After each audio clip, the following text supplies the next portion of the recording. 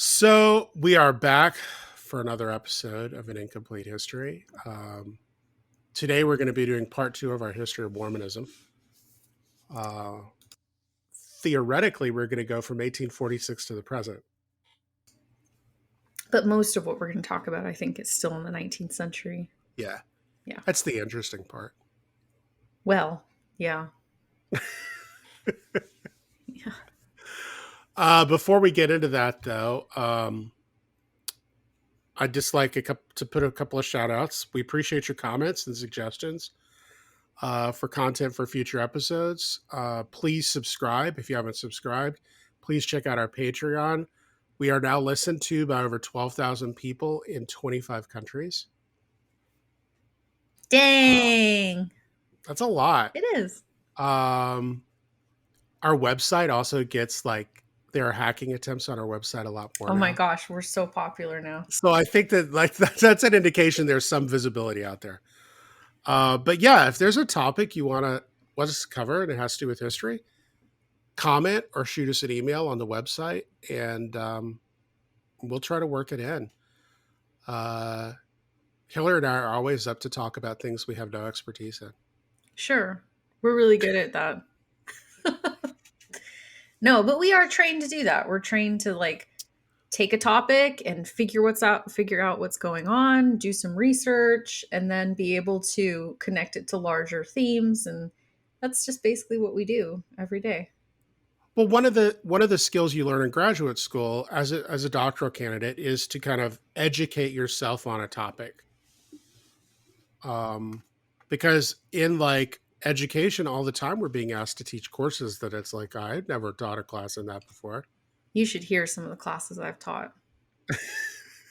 You always laugh at some of the ones I have because they end up being extra outlandish. But well, so Hillary is not a 20th century historian at all. No, Hillary's not. But she was asked to teach a World War II class at one point. But I love teaching that class. And I know, but lots of times. But it has nothing to do with your training at all. No, but I ended up being so well versed in World War II stuff. I mean, just and that's the other thing is when you're not an expert in something, you work even harder to make sure that you've got it down. And so that's one of my favorite classes I teach now because I've taught it lots of times now. And it's definitely one of my favorites. So you like World War II? I do love World War II. What's your favorite tank? My favorite tank. So that's the thing.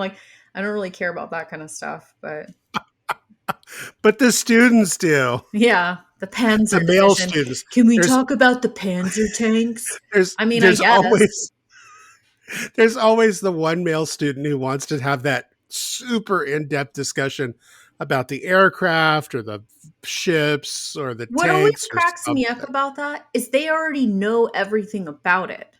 It's what do you want? You just want to lecture to me about what you already know about? Because when you were 5, you had G.I. Joes and then got really into the aircraft or something. I don't know. It's always interesting, but they're eager to point out and then this battle and then that battle. And it's that's not really the bulk of the interesting stuff that happens during the Second World War. But anyway, it's always good because they always ask too, can we watch Saving Private Ryan?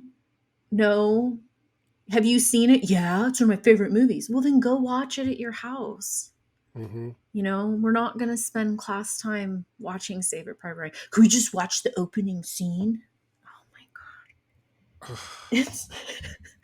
And the class is always predominantly men. I had 100 students in the class at Penn State and 98 of them were men. Doesn't surprise me. The 2 girls were ROTC. Yeah. Anyway, it's fun. I like it. They end up liking the class and they're like, oh, I never knew about that stuff. Yeah, that's why you're here to learn. So anyway, we're open to covering anything. And if you want us to talk about battles and Panzer Tanks, we can do that. We can. We'll probably take it in a direction you're not quite expecting, but yes. So, let's get to it. Let's get to our history of Mormonism, part 2. Part 2. Welcome to An Incomplete History. I'm Hillary. And I'm Jeff. And we're your hosts for this weekly history podcast.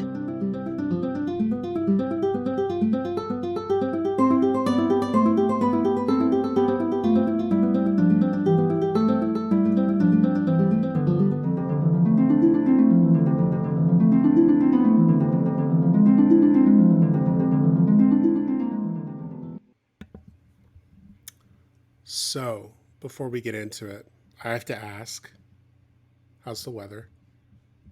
You didn't ask me last week. Did I It, not? you didn't know. And I was like, gosh, should I mention it? But we were so short on time. No, you didn't. But it's nice. The girls are out playing with, we got them squirt guns. So they're pumped. It's like mid 80s and running around, squirting each other and having a good time. They're like brightly colored, like obviously not handguns, I hope. No, no, no. Why would I buy them? When I was a When kid, I was a kid, we used to paint them black. they came and were purposely made to look like handguns. Yeah. Well, and we used to spray paint ours black and spray. Remember they had the orange tips? We would Uh-huh. spray paint the tips black. And that is so stupid. I don't know why we would do that or who would let us do this, but Well, we would. kids are stupid. Yeah. But what adults were like, yeah, go ahead and spray paint your play guns to look like real ones. Like that's just anyway. It was the 90s. Well, summer is here in San Diego. Beautiful. Kind of a little warmish. Um, No gloom, no May gray. May gray burns really early now. Nice. Sounds Um, pleasant. it is. It is very pleasant right now. We'll see uh, how this summer progresses. But so we're back to Mormonism. We're kind of to refresh people's memory. Last time we left off with Joseph Smith dying. He was killed Murdered. by someone. Right. It could have been a murder. It could have been suicide. And defenestrated. Yes, which means to be thrown out of a window. Yeah, Literally. it's one of my favorite Like, words. that word cracks me up. It's a good one. We're not laughing about him dying. We're laughing about the word. And so he's killed. His brother is killed. His brother was the one who was actually supposed to take over the church. So it creates a real crisis in 1844 when the two leaders of the Mormon faith, this nascent faith, mind you, right? About 15, a little over 15 years it's been going now. And so it creates a crisis in the faith. Who is going to lead next? And there isn't a consensus. And remember, Cowdery had left the church because of the move towards the idea of polygamy. Because Joseph Smith was trying to marry his wife. Right. Brigham Young, at this point, was opposed to polygamy. Mm-hmm. He becomes very much not opposed to polygamy. Well, yeah. So how does Brigham Young become the leader then? So he is the leader of what they call the Council of 12. And when this crisis, there's at this crossroads, right, where like could have gone so many different ways. And there are people who say, well, we should only be following the people who are descendants of Joseph Smith. Then they're saying we should only be following, these leaders who are, in charge of other regions, or we should only be following the people from the Council of 12.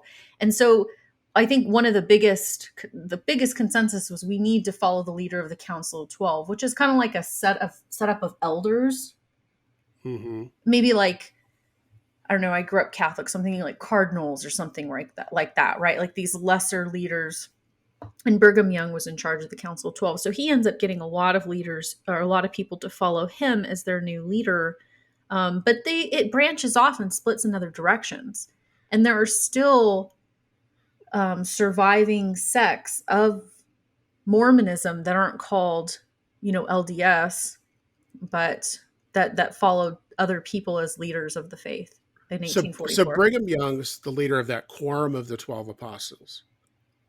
And he a little derivative. Yeah, well, he decides they need to leave. They need to move west. They need to actually leave places where they're going to be scrutinized and attacked by people. They need to move west. And they start to do this in 1846. So 1846, we get the first kind of land movement in February of 1846. That is winter. But some follow him and some follow another person, right? To different But regions. They are all well, moving. so there's a group that leaves Nawavu. How did we decide we should pronounce it? Nauvoo, I thought. Nauvoo. February of 46. At the same time, you've got Mormons who are taking a ship out of New York City bound for what would in the future be called San Francisco. And they're led by this guy, Samuel Brennan. Mm-hmm. And what's interesting is that trek that ship's going to make, which is around the tip of South America. Yeah, because there's no Panama Canal at this point. Is a voyage that in just a couple of years, many people are going to be making as the gold rush happens in California. Mm-hmm. So that ship leaves, and then you have these people who leave on land. And it takes leaving Illinois in the winter, it takes them until June to arrive at their first destination, which is this little place near Council Bluffs, Iowa. They call it Canesville. And they eventually establish winter quarters, a place called Winter Quarters in Nebraska.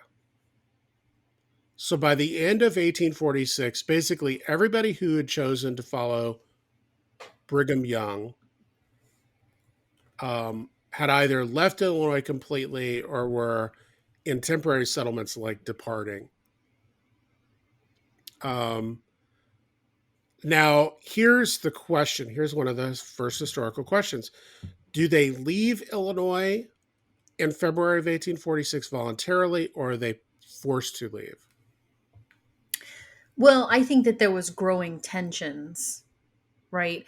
And with their leader dead, their two leaders dead. And we talked a little bit about this last week, that there are some theories that the Masons actually took over this whole thing, and like they were perhaps out to get Joseph Smith and his brother, because they had been taking over a lot of the different ritualistic things about Masonry, which we're going to talk about in more detail at another episode. But I think that there were just a lot of tensions at this time where they weren't welcome in Illinois anymore. And no, I don't think that they were driven out, but I think that it was a hostile environment and they felt that they needed to. And what's important to point out at this time, if you're leaving in 1846, they're going to westward territories that are not a part of the United States. They're leaving the United States. For Mexico. For Mexico. Right. I think that that's so interesting because when you think about, well, they're moving westward and we're using these words like, oh, they're going to Utah or whatever, we automatically think, oh, they're still in the U.S. They're choosing to leave the country.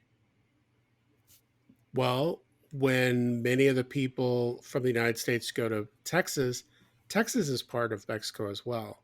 Mm-hmm. And then it becomes its own country, which it still thinks it is. So yeah. So they leave, and over the next year, this place, Winter Quarters, becomes the new official headquarters of the church. And Brigham Young becomes the leader, and they start to call him the modern Moses. Modern Moses, that's right. Because he's leading an exodus. Again, derivative. Mm-hmm. They've got this story and they're just taking from it, So they don't, I mean, they're at Winter Quarters and they don't really have a direction to go or what to do at this point.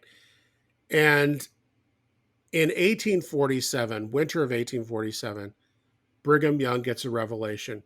And remember, part of being a saint and part of being a prophet is the idea that you can receive these constant revelations.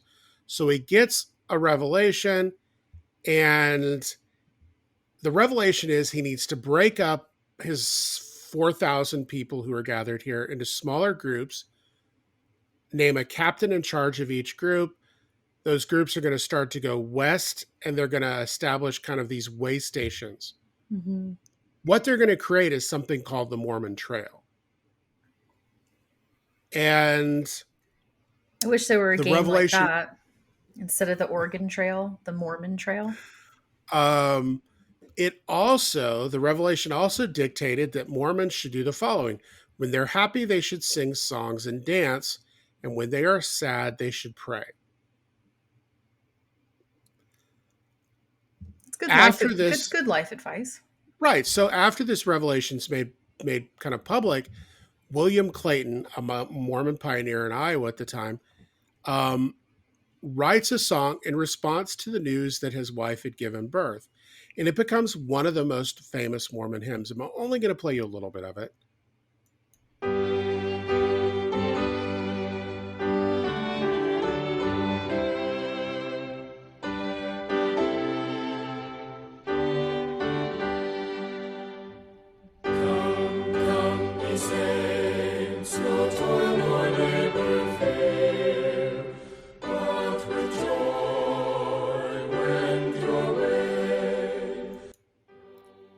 So evidently the idea of showing joy through song was very different in the mid-19th century than it is to a 21st century sensibility. Yeah, that didn't sound like a real get up and dance sort of song.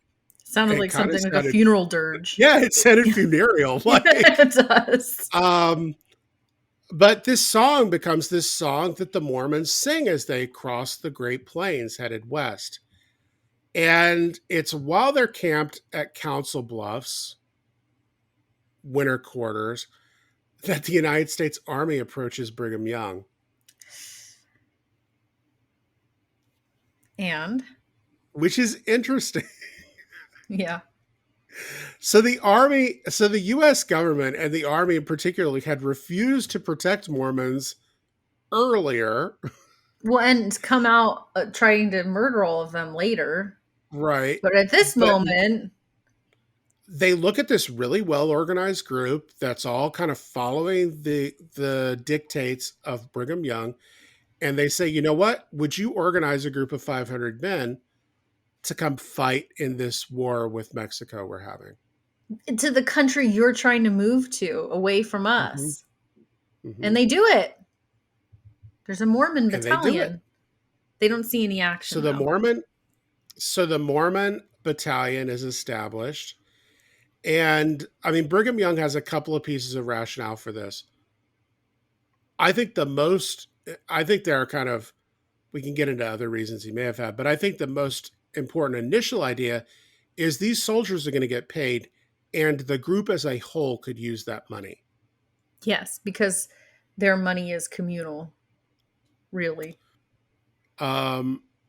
So the 500 members of the Mormon battalion leave, and Brigham Young receives another prophecy, another revelation, and it is that the battalion will not actually see battle, but will eventually join their families in Utah. And that ends up being true, right? I mean, they don't see battle. They do not. However, they endure the longest infantry march in recorded U.S. history. Oh, really? 2,000 miles. Wow. Council Bluffs, Iowa, to San Diego, California, to Utah. Wow. That's a long trek. It's a long walk. Mm-hmm. So they get to San Diego. I mean, this is really interesting. Now, what I find interesting here is that if you go to the Mormon Battalion Monument in San Diego, which is down in a place called Old Town San Diego, this is 1848 that this happens. Wait, is it 1848 or 1847? Well, they leave in 1846, and I think by 1847, it's 1847 is when they so would it's get 1847. there. Part of the memorial basically asserts that the Mormon Battalion paves the way for the California Gold Rush. Because they discover a lot of gold themselves. That is the argument. That is the argument. I think if you look at actual records, there's already an idea of gold. I mean, Sutter's Mill hasn't happened, but by 1847, 48, you've got people who are already there. In fact, people who arrive in 1849 are kind of latecomers to the gold rush. They are. That's true. The 49ers are a little bit late. Yeah, and they don't make much money. I think part of what it is though with the Mormons is like you're they're kind of proving that like, hey, you can go thousands of miles Mhm. on foot basically out west and be successful. And what happens also at this time, though they weren't Mormons, but I think it's in 1846 the Donner Party sets out, right? And they hit snow and then just turns into this what we could have a whole episode on, this cannibalism episode. Um, but they were migrating to the California wagon show from the Midwest, and Mormons are actually the ones who come across the Donner Party and end up burying a lot of the bodies. But they spend the winter of 1846 and 47 snowbound on their way to California for the gold rush. So this is before the 49ers. But it's kind of they're all contemporaries, right? And they're watching one another and like I think hearing things about, well, this whole group of people made it across and they're traveling these very long distances and they've been successful and found gold and found land and whatever else. And so I wouldn't say that they paved the way for the gold rush, but I think they're very much a part of that spirit of you know uh, moving west and not letting anything stop them from moving west. I don't know, because like you said, they leave in the winter. Why would you leave anywhere in the winter in the Midwest? But people were kind of getting desperate at this time, and just everyone's moving in that direction, and the Mormons are amongst those. So you've got the Mormon Battalion doing that. Meanwhile, Brigham Young and a relatively small group leaves winter quarters traveling west. And they eventually get to Salt Lake Valley. The actual arrival date is July 21st, 1847, but the one that's celebrated is July 24th, and it's called Pioneer Day. So if you go to Utah, it's still a holiday. It's a state holiday. Um, they get to the Salt Lake Valley, and Brigham Young sits up in his wagon because he'd been sick and says, "This is the right place, drive on." And they start immediately carrying out this kind of plan. They dedicate land for a new temple, but they also start planting crops, And laying out the city streets, and they're which are building a city. it's a very grid-like pattern, and there's a this kind of there is a purpose in the way it's designed. The temple sits at the middle of the city, the Mhm. center. And but what surprises me is then they go back to council to winter quarters. Yeah, because they haven't fully like settled there. Is that fair? I guess it just surprised me that Yeah, to make the trek back. it's like just send like one super fast guy or a couple. Like Super why? fast guy. Like okay, we're Yeah. here now. Let's turn around and go home. Right. And but it's once they get back to Council Bluffs, Iowa, that winter of 1848, that's when Brigham Young is actually declared the second president of the church after Joseph Smith, and he is officially declared a prophet, seer, and revelator to the world. Well, and he ends up being a far more influential figure in a way than Joseph Smith because he sets up the Mormon community to thrive and to be successful. Because had they stayed where they were in Nauvoo, I don't think it would have continued. I think that they would have been driven out. I don't think that there would have been a place for them. So when you're at that real crossroads in 1844, and then the leadership is taken over by Brigham Young, he creates a space for this religion and community to thrive. Going west and settling down in Utah, that's kind of seals the deal for even allowing this movement to continue. So now they're moving en masse across the established Mormon Trail to the Salt Lake Valley. Do you know why the seagull is the state bird of Utah? No. Did you know that? Did you know the seagull is the I've state seen bird? that, but I never even thought about that, but that's kind of weird, isn't Isn't it? that kind of weird? I Yeah, it mean, this is a is. landlocked state, far away from the sea. Yeah. So there are these crickets that attack their crops that summer, and the Mormons pray and fast, and all of a sudden these flocks of sweet seagulls swoop in and start eating these crickets. And they're so ravenous for these crickets that they actually vomit up the crickets after they eat them so they can eat more crickets. What? So it is recognized by the Mormons as a miracle. The seagulls have been sent by God to save them. Okay. So then it's the unlikely hero. But it's a verifiable historical event. Huh. Multiple witnesses saw this happening. Are there still seagulls in the area today? I wonder, if they were able to stay there, or this was just like one sort of. Well, I think one of the explanations is those seagulls were transported across the Rocky Mountains in kind of a freak storm. Oh. That kind of. Yeah. Okay. Shove them in that They were direction. able to travel because of that. They are not, indigenous. They're not a staple. Right. In Utah. But if you think about it, if you're a seagull, the Great Salt Lake, what's the real difference between it and the ocean for you? Well, it's pretty salty, huh? If you got these tasty crickets to eat, yeah, that's fine.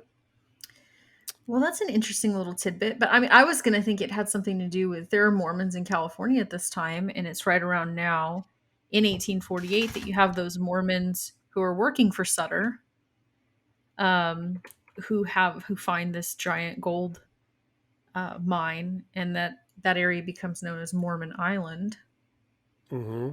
And so the Mormons were involved in the gold rush. They were involved in that big find.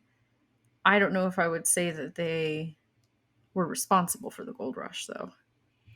Well, I mean, here's the thing. So the Mormons blaze a trail that goes west. They definitely do that. They demonstrate that large groups of people can safely traverse the region. They organize a Mormon battalion to fight with U.S. forces against Mexico in the Mexican-American War. They take ships around South America to get to the West Coast. They are involved somehow in the gold rush. You cannot talk about the history of the American West without talking about Mormons. Right. They're Are very much intimately responsible involved for a lot of the settlement and for a lot of the early events that happened there. And we're going to get into a big one here in a couple minutes, I would assume. Well, so 1848 to 1852, the church really starts to thrive. Mm-hmm. Under Brigham Young's leadership. Under Brigham Young. They start to expand. They grow. They have over 17,000 Mormons in Europe. They spread, or 17,000 in England specifically. They also start doing missionary work in Hawaii. That's an interesting fact about Mormonism and LDS is that there are more Mormons outside of the United States than there are inside. And that work starts way, way back in the 19th century.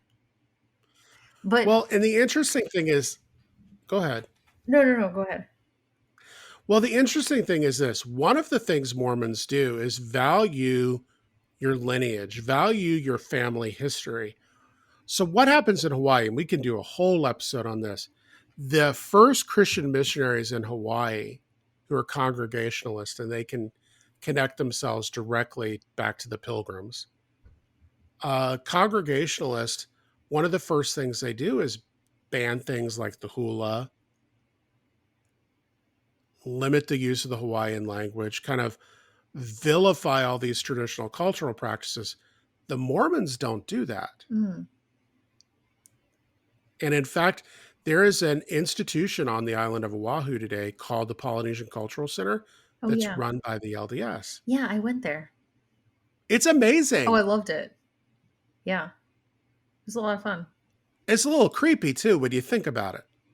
Well, when you think about who it's run by and why, yes, it's interesting. But, well, because you have this, at this point when it's created, this overwhelmingly kind of white religion coming in and saving the white saviors, indigenous cultural systems. But there is a heavy commitment to the cultural preservation that happens at the Polynesian Cultural Center.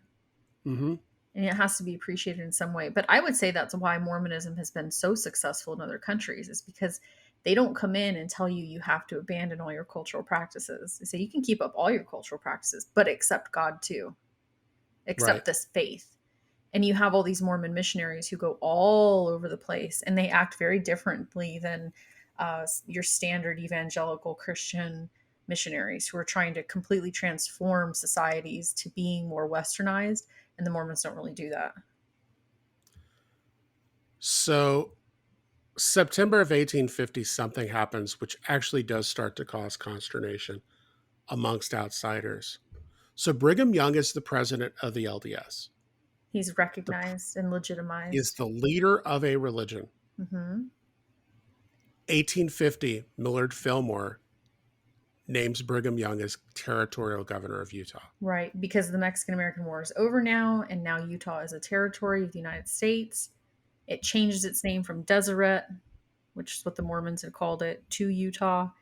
And now not only has Brigham Young been solidified and legitimized as the leader of this religion, he is now the leader of Utah, of this new territory. And That's a conflict. This Sure. alarms some people. It's alarming. Should we have a religious leader be a political leader? No, we should not. So but I think Mormons have a legitimate argument to make. Well, I mean, they established that area. Nobody else was rushing to this place to settle. Right. I agree. I mean, he definitely did a lot to establish that area as white settlers. I mean, that area, there were people living there before that, right? Of course, there's a lot to say there. But it's in terms of like white American, Anglo-Saxon Christian settlers. He was the one out there. Right. I would say 1848 to 1852 is like this really great moment for Mormonism. Yeah. It's legitimized. It's legitimized, and it starts to expand rapidly. And they actually have successfully carved out this place where they're going to be able to live without persecution. And you have 20,000 Mormons living there. That's a college campus. Right. But then August of 1852, what does the church finally say? Oh, yeah, we have polygamy. P.S. We marry lots of women. Men are allowed to have more than one wife. So you already have outsiders who are suspicious of having a religious leader as territorial governor. Now the church has just officially announced that they practice polygamy. And this is coming in the middle of the 19th century, and there's a lot of anxiety about social reform and about behaving in certain ways and subscribing to certain familial patterns. They start to make enemies at this point. And that's, again, the familiar pattern. I like that you mentioned that, because as soon as people figure out, what are these Mormons? Who are they? What are they doing? People start getting really freaked out by what they're doing, and they don't like it. So I find it interesting. There are a couple of still extant cultural patterns within Mormon communities that kind of get laid down during this period. One of them is the families that follow Brigham Young on the Mormon Trail. The ones that do better are the ones that are prepared, the ones who have food stores with them and have replacement tools and all of this stuff. What? What are you getting to? The biggest producers of survival food kits in the United States are Mormon owned. We have a Mormon closet in our house. Yes. We call it what's the Mormon closet? We call it the Mormon closet. I think it's a very California thing. It must, I don't know, it must be, but we brought it here to Mississippi. So we have a closet in our hallway that I think you would normally put like coats or cleaning supplies or something in. And we just have it stocked up with food and supplies and things that we might need in case of an emergency. We have extra toothpaste, extra toothbrushes, extra toilet paper, extra paper towels, tons of canned goods, things that would sustain us if we needed to for a while. And I learned that my husband's family had one, and we didn't have one in my house, and like I opened his closet one time when we were at his parents' house, and I'm like, why are there 10 bottles of Aveeno lotion and 10 things of like toothpaste? And he's like, oh, it's the Mormon closet. I was like, what? And then it's like, oh, that's actually a really good idea. It's kind of like a little Costco in your house. Well, it is, and this is a lesson that's learned crossing the Mormon Trail, is that if you're prepared, you can kind of withstand these things. When we didn't have any problems when the pandemic hit, we weren't out punching people in the face for supplies. Yep. Not that we would have been, but so I have something. It's not called my Mormon closet. It's called my earthquake kit. It's probably inappropriate to call it that, and I would like to apologize to everyone. Well, it's, my earthquake kit has food, like long shelf life food for me, for Harvey. Do you have Chef Boyardee's in there? I think I used to. I used to always have Chef Boyardee's in my earthquake kit for school, because in California, kids at the beginning of the school year have to bring in their earthquake kit, and I always had Chef Boyardee's in there. Yeah. You could put like a McDonald's hamburger in there probably, and it would be fine. It'd be fine. It would be fine. But you've got that. But I also think the other cultural pattern that gets established is this idea that if a Mormon is not politically in charge of Utah, the ability of Mormons to persist is endangered. I would agree with that. And this leads to probably, so go back to our history of the worst presidents, and one we didn't talk a lot about, but he's widely regarded as the worst U.S. president, well, at least until the recent past, James Buchanan. Mm-hmm. The recent past. So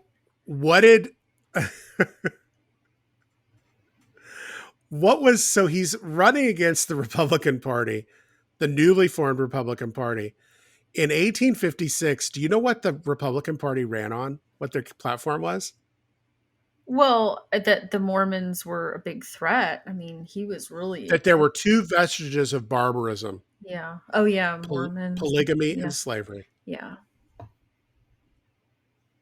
Well, and they get everybody all into like a tizzy over it too, right? Because really, Mormon people living in this Utah territory are not a threat at all to anybody, right? I mean, I think within their own community, there's a lot of awful things happening in terms of the treatment of women, etc. Not that women were being treated very well elsewhere in the United States at this time, but the Republican Party, and even Abraham Lincoln too, right? Like, it's everyone in a tizzy over the Mormons. The Mormons, they're a threat. And now Buchanan's a Democrat. His party isn't kind of railing. They support slavery. They're not railing against polygamy, but I think it becomes an easy thing for Buchanan to latch on to. Because it was sensational. Polygamy. And to say, oh yeah, polygamy is a bad thing. Mm-hmm. So now here's the thing, and this is the start of what we call the Utah War. Mm-hmm. And the question is this incompetence on Buchanan's part? Because he was definitely incompetent. Or does he intentionally? Basically what happens is they send these federal appointees to Utah, and according to people in Utah, the appointees are just incredibly incompetent. So they don't let them assume their jobs. Well, but he declares the region as being in rebellion. Right. Like, so he appoints a new governor. What were they doing that was being in rebellion? They weren't practicing polygamy? Practicing polygamy and not letting these federal officials take their positions. He appoints Alfred Cumming as governor, and he gives 5,000 troops and assigns them the job of accompanying Cumming to Utah. That's threatening. They've got like troops, basically. Yeah. If you're Mormon, and remember, this is not that long after Joseph Smith has been killed, really. No. What does this look like to you? An invasion. And what are they probably going to do to you? Murder you. Kill you. Yeah. So or stop you from living, living in religious freedom, right? Which was supposed to be like this core, you know, belief in this country is that you have religious freedom. So yeah, they get really, I don't know, paranoid, I guess might be the right thing, because in 1857, September, you have a Mormon militia that forms. So we talked about this a little bit earlier, that they're very organized, highly organized troops. Well, that's why And the Army wanted the Mormon Battalion. absolutely, they knew that they could travel long distances, that they were disciplined, that they were kind of trained in militia sort of manners. I don't know. So there's a Mormon militia that's led by a man named John Lee. And they actually team up with Native Americans, who, of course, are, you know, prevalent in that region. And they attack a train of settlers coming from Arkansas. Now, what I'm unclear on here, this September 11th, September 11th, isn't 1857. that interesting, isn't it? It's easy to remember the date, huh? Mm-hmm. What I'm a little unclear on is, like, these were settlers that were being attacked coming from Arkansas. This episode becomes known as the Mountain Meadows Massacre, which the Mormon LDS Church has acknowledged, and they've actually opened their archives to allow a couple of historians to come in and write about it. And there's even some articles on the LDS website about it. They acknowledge that this was a bad thing that happened, but they end up slaughtering 120 men, women, and children who were on the settler train. Now, what I'm confused about here is, did they think that it was a part of the government invading So, them? so it seems this. So they get news that these 5,000 soldiers are coming. And very quickly on, the Nauvoo Legion under Wells and Smith, they knew they could not directly engage the army. So what they actually attempted to do was attack the supply trains and lines of communication of the army. Right. And evidently, they thought this group of settlers were actually somehow affiliated with the army. But they weren't. They It was weren't, they just a clearly weren't. group of men, Well, women, and because children it's migrating. men, women, and children. Right. They actually do end up sparing the lives of 17 children who were under 8. They didn't Yeah. kill kids under 8 years old, but they left them orphaned. So now think of it. You are living in the eastern United States. You're Protestant. Both political parties agreed Mormons were bad because of polygamy. There's this whole war that's seemingly going place in Utah. And now a group of Mormons just attacked a group of women and children and killed them. Not great PR. This is not great PR. But it paves the way for a new governor to take control of Utah. Federal troops storm into the region after the massacre, and they march into Salt Lake City and just take over. And then Well, Salt Lake City was abandoned. People left because they were fearful of what would happen if they got wouldn't caught you? there. And they moved to Provo. Right. So the army gets there and they're like, there's no rebellion here. Yeah. Yeah. Because there wasn't a rebellion. I mean, And here's the thing is, what really causes the Utah war to peter out?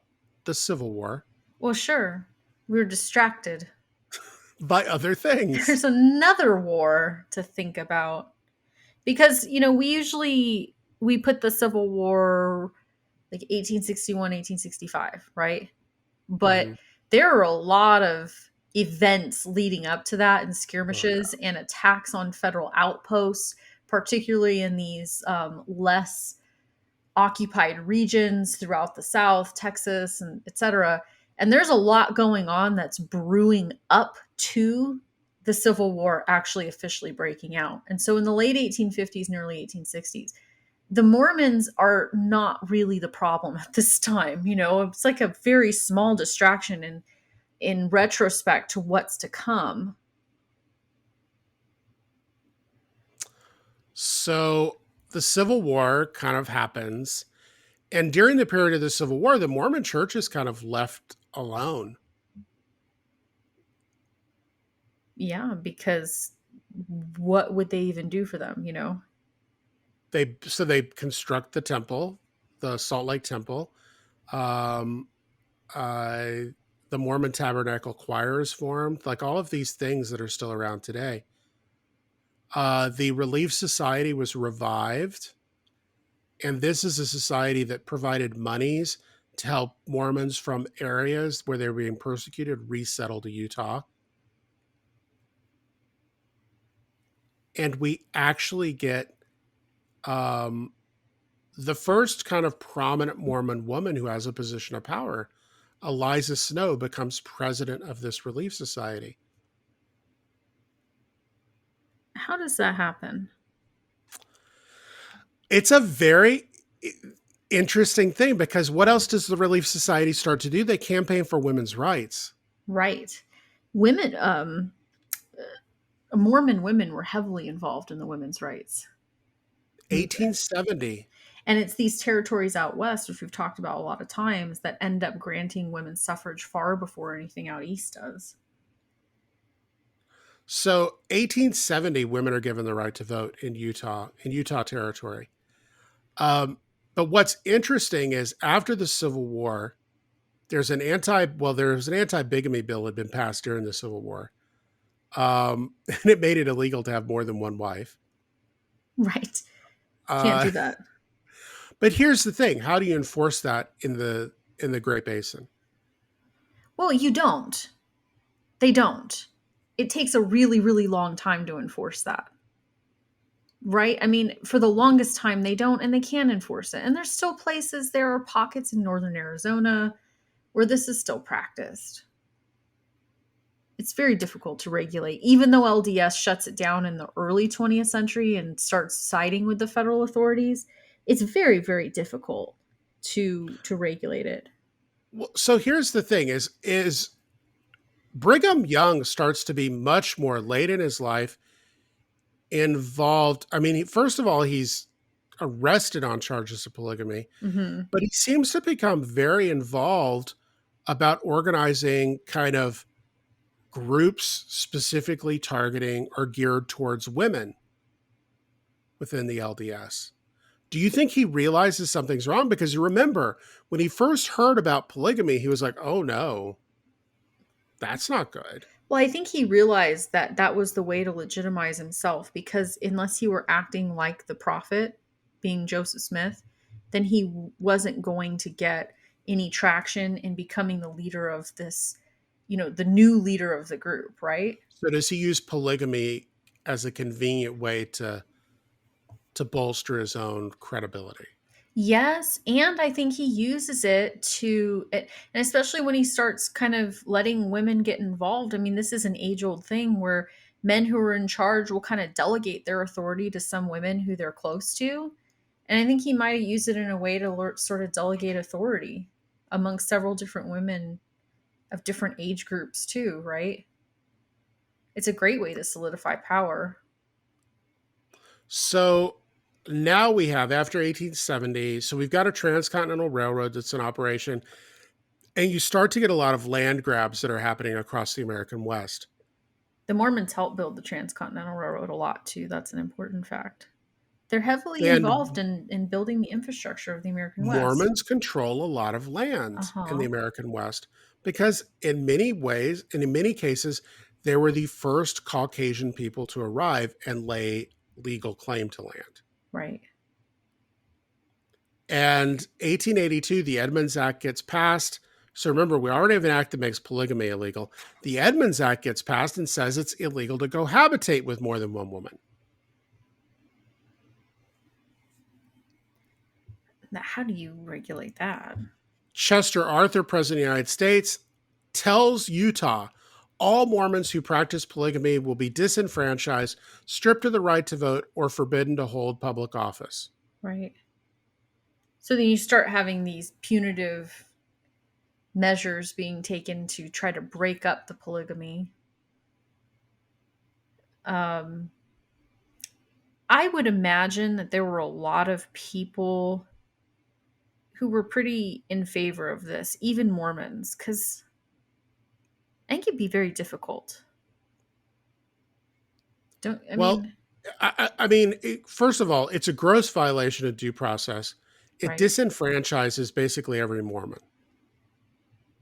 So you're disenfranchising people based on religion. Are these federal regulations are made specifically against Mormons, like bigamy laws and stuff? It's specifically to target Mormons, Right. although at times it gets used to target other groups. So 1887. So remember, we've gotten bigamy's illegal. Now we've gotten cohabitation. So you can't even be like, well, we're not technically married. We just live together. Well, you're not allowed to do that either.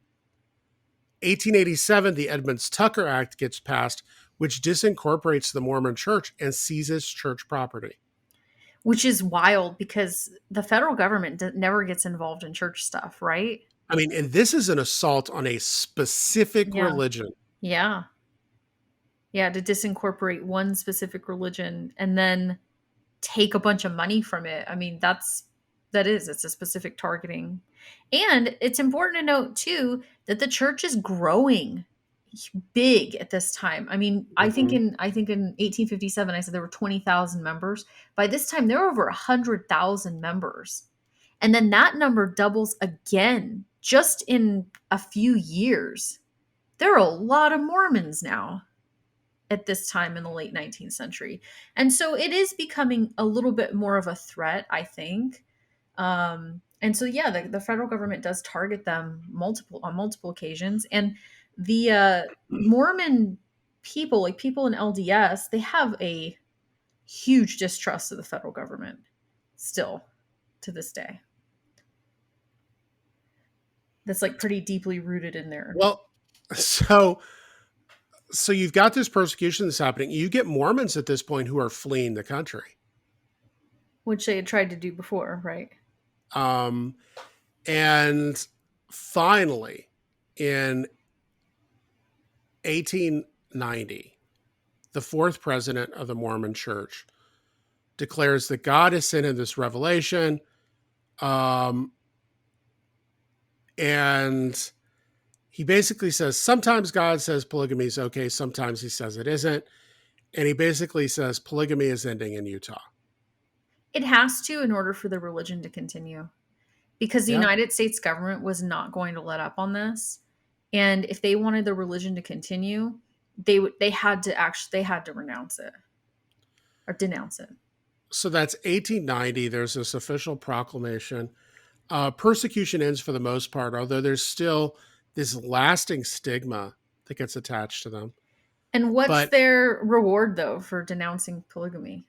well, statehood. Statehood, finally. 1896 they Even though get. they had the population necessary long before this. Yeah, and the settlement and the development and everything and the involvement in multiple facets, right? They definitely qualified well before, but it wasn't until they said no more polygamy that the federal government rewards the territory with statehood in 1896. So here's the thing. Polygamy is officially banned in the LDS. Mm-hmm. However, there are groups within the LDS that still practice it. Yes. And it goes widely unregulated. I mean, even to the point where like there are television shows that cover this. Right. I am not ashamed to admit that I've watched Sister Wives. So the 20th century really, I think, is a much easier history to tell for the LDS because this is a church just trying to be a mainstream church at this point. Yes. And they start to take some pretty drastic they tried to take some drastic measures against polygamy and start excommunicating people who are practicing it. And so even to this day, people who practice polygamy are not a part of the main LDS church. They're part of fundamentalist groups of LDS that are much, much smaller. And they're not accepted by the main church, which now has millions of members. But it's still, you're right, like the stigma of it. I mean, I think that's one of the first things you learn about Mormonism growing up is like, oh, polygamy.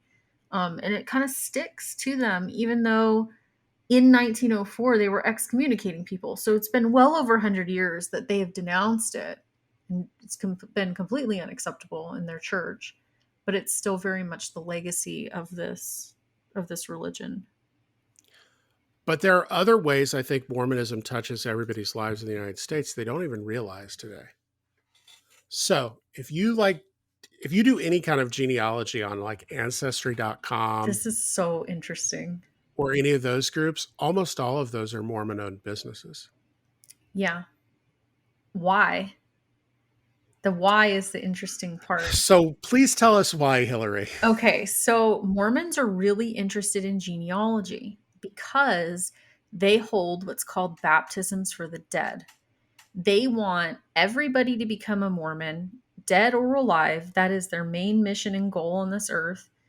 And so they go through death records and they have children stand in, and they're not like little children, but I think like preteens and young teenagers stand in baptismal fonts and waters, and they baptize them in the name of people who are dead. And so the Mormons became very invested in genealogical research and building family trees and figuring out everybody who's ever been alive ever and connecting all these people together.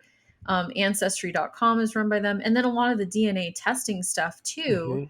And we're all really into that now. And so many people I know have Ancestry.com profiles. But all of that was built by LDS with the intention of creating a master list of who's been alive.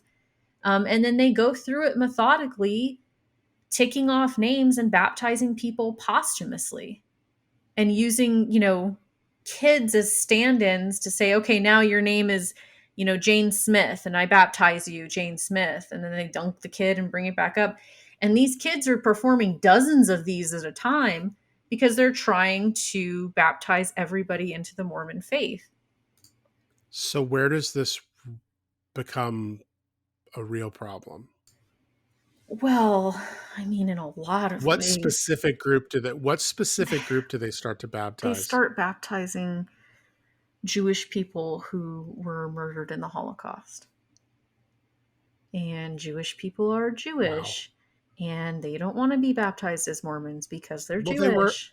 They were persecuted because of their religion. Right. And isn't there something ironic about this religion, Mormonism, that has been persecuted because of their beliefs, baptizing another group who was persecuted at a much larger scale and for much longer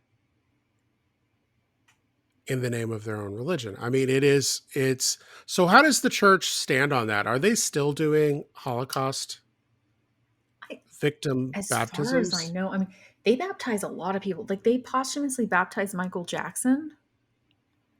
Like they do a lot of different people because it's not who the people are or who they were.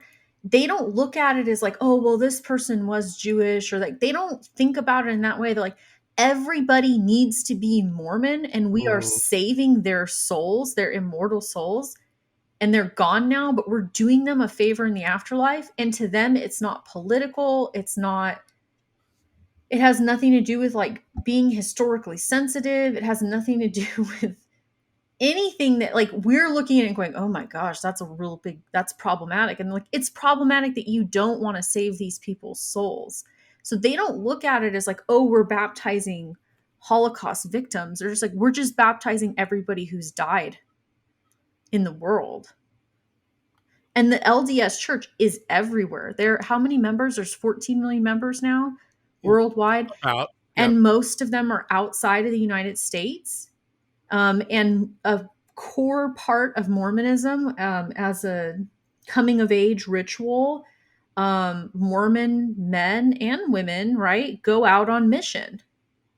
And they go to other countries and they recruit members. It's their job to go out and proselytize to people all over the world. They go to South America, they go to Asia, they go to Africa, they go to all these different continents, proselytizing and trying to recruit members in the Mormon faith. And it's one of the fastest growing religions in the world because of that. Well, so here's an interesting thing. So one of the key tenets of Mormon doctrine is this idea of continuing revelation. that God continues to reveal things to people, as he did to Joseph Smith and Brigham Young and other people. And I think what's interesting about that idea of continuing revelation is it makes this religion, maybe more than any other contemporary religion, really able to change as societal conditions change. Right. That's true. That's true, because in a way they're able to kind of keep up with the times. So why isn't the Mormon Church at the vanguard of social issues then? Why have they become the poster children for a very conservative family values, for example? Well, just because they can change with the times doesn't mean that they change in a liberal direction. Okay. Right? I mean, they can, if they wanted to, they could, right? They could be like, oh, I got a revelation from God that said that abortion's okay or something, right? They don't do that because they're very, very fundamentally conservative. They could. Well, this presents a real problem for Salt Lake City when they're trying to get the Winter Olympics. Right. Right. Well, I mean, there's no alcohol there. There wasn't.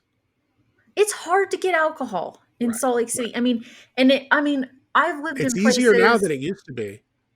It is, but I've lived in places where like you can't buy alcohol after a certain time. You can only go to state shops for alcohol.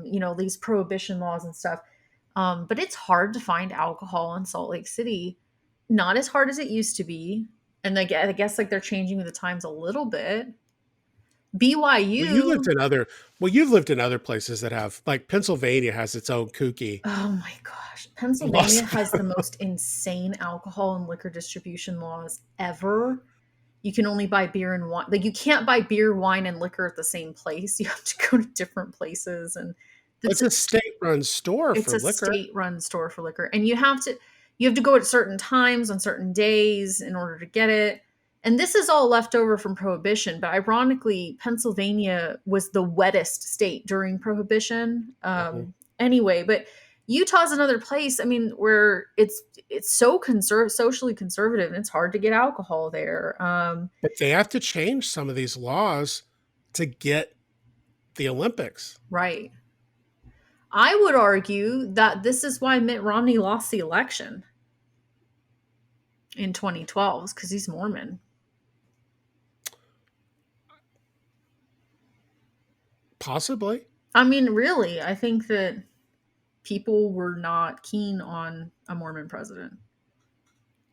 I mean, we're still not keen on a Catholic president, right? So you think it's the same situation like in 1960 with Kennedy? With Kennedy. Worse, because Kennedy got elected. We are more comfortable with Catholics, even though we don't like them. Did Kennedy get elected? Oh, come on. Yeah, there was a lot. There was some shenanigans there. You're right. Yes, dead people voted in Illinois. You want to talk about election fraud, Americans? Right. The 1960 election was election fraud. There were a lot of dead people voted there. Dead people voted in Chicago. Yeah. But I think you're right. And here's the thing: is I think basically for the last 100 years, the Mormon Church is they've been trying to get out from under the shadow of polygamy. Mm-hmm. Well, and they've been doing that by recruiting people in other countries. And I think that they base a lot of their future and their hope for the future in places outside of the United States. And they always have done that. I mean, since, we started in 1844 today, that's always been their thing. It's like, we don't have to be in the United States to be this religion. Right. We'll go anywhere and we'll baptize anybody and we'll allow anybody into our religion. We are not because I think a lot of times like evangelical, like Christians in the United States are very nationalistic. Mormons aren't. And they're especially not nationalistic toward the United States government. There's no love lost between the Mormons and the United States government. Like they don't really care. They have this thing where there's a lot of Mormons. So this is in the book that I read, Under the Banner of Heaven.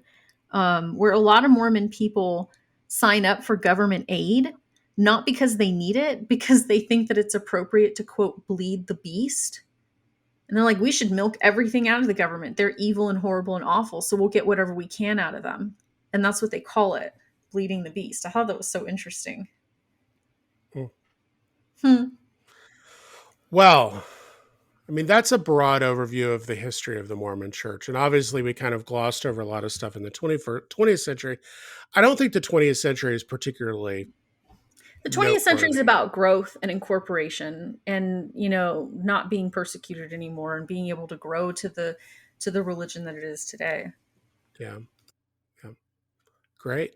Well, This was fun. so yeah, it was. So next week, finally, we're going to talk to people about what the Second Great Awakening was.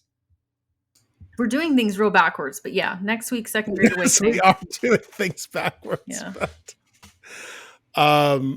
and then we've got some other things that are coming up. We will be talking about Ruby Ridge. I know some people are be like, "Could we please talk about Ruby Ridge?" Because you keep referencing it, but I'm not really sure what you mean. We'll get there. We will get there. All right. Well, until next time, I'm Jeff. And I'm Hillary. Thanks for joining.